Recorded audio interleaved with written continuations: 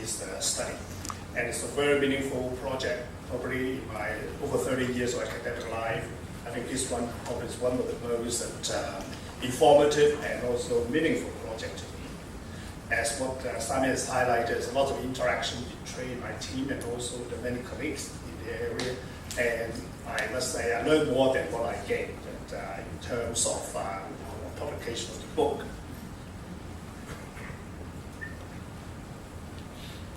And as I understand, you're going to get a free copy of this book, so I'm not going to go through it in detail, but just roughly run through the contents of this book with some comments that our team have made so far.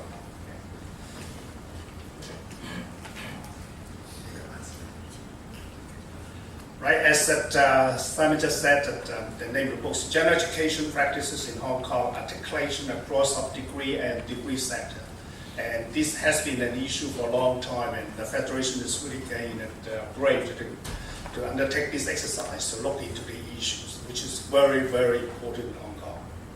And I must say that the work would not have been completed without the help of everybody in this, including Professor Charlie Chan's group in their advisory capacity, giving us a lot of advice and in the process. So whenever we have any finding, we discuss them. We spend hours to discuss the results. It's not just a rubber stamp committee at all. So I have attended many rubber stamp committees, but this is not a rubber stamp. And they're very serious. And we're also a working group under leadership of Dr. Simon Leung. And although there are new members every now and then, but everyone is very much in it. And I think it's the passion, which I personally can feel is important and which make it successful. And needless to say that Dorothy and Nathan, they have been chasing after me all the time. And they have given a lot of advice as well, particularly from the technical aspect and also in terms of looking at how we can put the findings in the context of the project. And other contributors, those who we have interviewed and also we have solicited their advice. And the aim, I think that Simon has very highlighted, basically just we really want to know what had happened and what should have been done and what can be done in the future. And I think that's primarily our objective. Since the students have done GE in the sub-degree institution, then when they get transferred or get admitted to the universities, then what kind of credit transfers they be able to get and how the process affect them, and including the impact of that on their learning. And altogether 6 chapters and 2 appendices. And the appendices, as you will understand, so they're not as important as the chapters, but they're very informative. So if you want to know anything about overseas credit transfer, you get the information from Appendix 1. For Appendix 2, you know more about the local situation. So the first chapter, we will highlight the emergence of general education in Hong Kong and how it becomes part of the undergraduate studies and what had happened and what's happening and the number of students get involved in this kind of transfer exercises.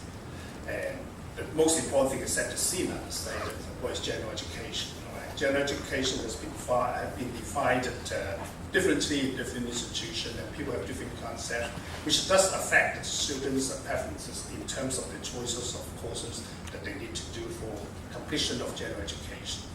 And Chapter 2 gives you an overview of the core requirement of the UGC-funded institution, the university. So I must thank all the unit heads because they have given us a lot of help in this, and you will appreciate this change very often.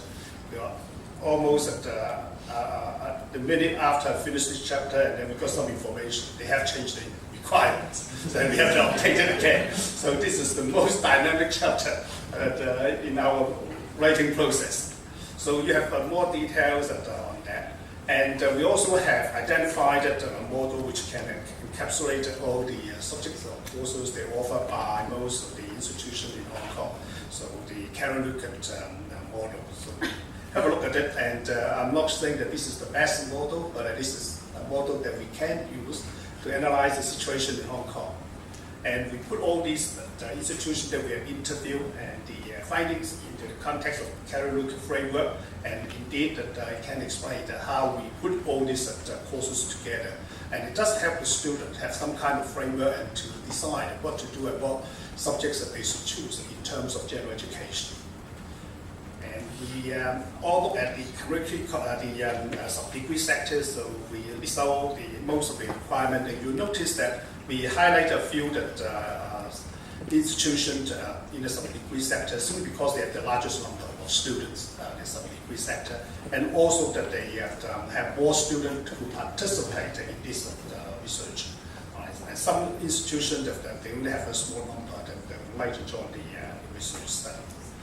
And chapter 3, that we will look at the general education curriculum in the community college sector, and looking at how they articulate into the university sector. So basically, there are 3 ways they articulate. One is that they go straight to the top of degree program. Second one is that they just being admitted as a non-juniors student. In other words, they either mature age group or special entry group. And there are some programs that offer by overseas as well. They also go into those programs. So this is the problem we face. So the universities or people who are in charge of admission want to ensure everyone's tailor-made, or everyone has the square instead of a circular pattern. And this also, that chapter also highlight the way that how GE credits are being recognized, and you can see the variation between institution and institution, as this table will highlight in the last part of it.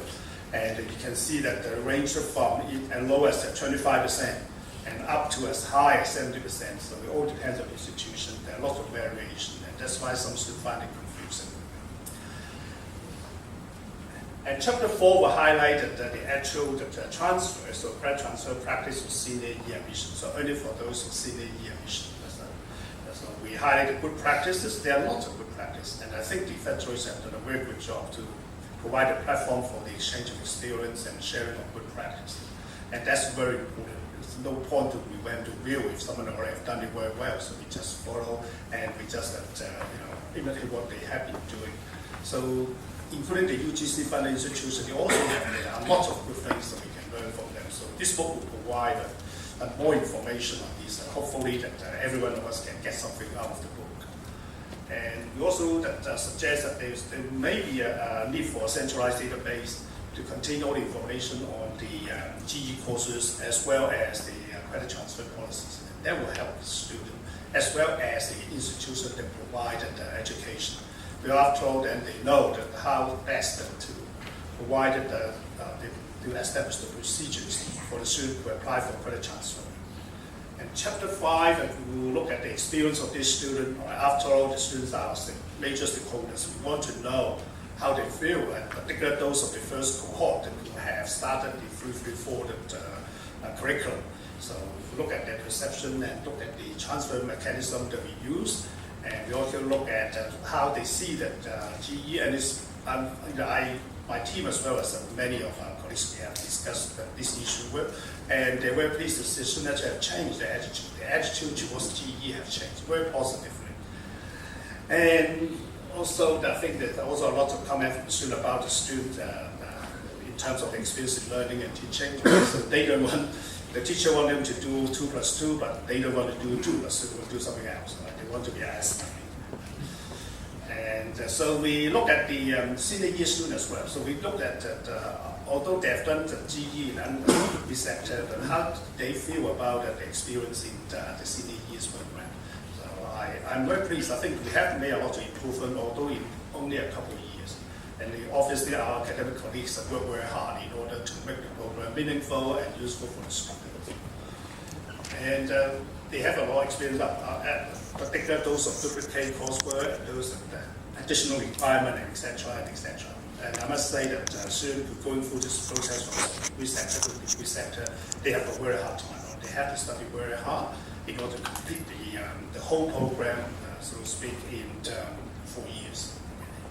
And so they find it not easy, although they sometimes misunderstand information. All right, you ask them to find X, and they find X, but then you say it's wrong. Right? They want you to calculate. So that's why they find confusing. So our messages sometimes are not very clear.